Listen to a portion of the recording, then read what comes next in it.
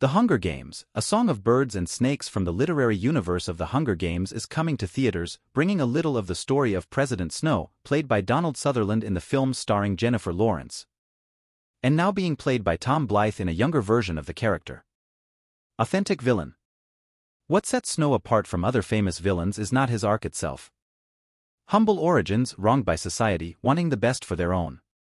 All of this has already been covered in several other cinematographic and literary universes, but Snow's story is enriched in the same way that the film itself enriches the mythology of the universe, with a story well told by people who know how to tell a story.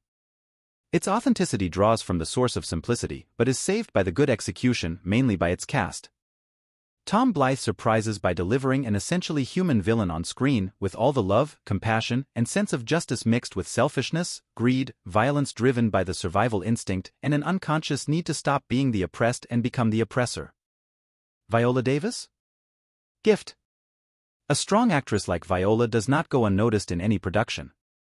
The actress stars in several of the best scenes alongside Tom Blythe, the two best cast members in the film, and can be seen as a caricatured personification of the media, always concerned with the image that the games convey and always striving for more.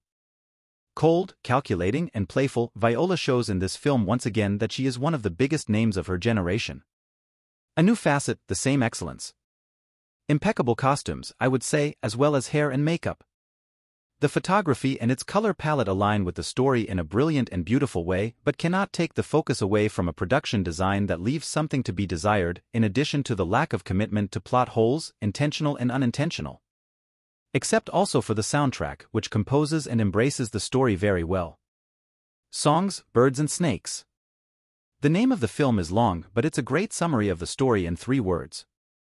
The film has more musical numbers, too many, than many musicals out there, and the animals in the title play as much of a role in the story, whether directly or indirectly, as the actors themselves. And not only is the name of the film long, but the film itself is unnecessarily long.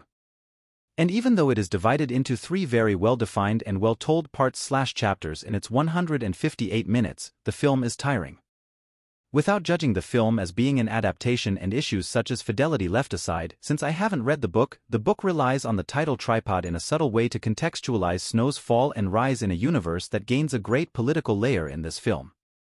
Showing that the Hunger Games also take place outside the arena, but in a way that few realize until it's too late. With the low expectations I had, it's definitely a nice surprise.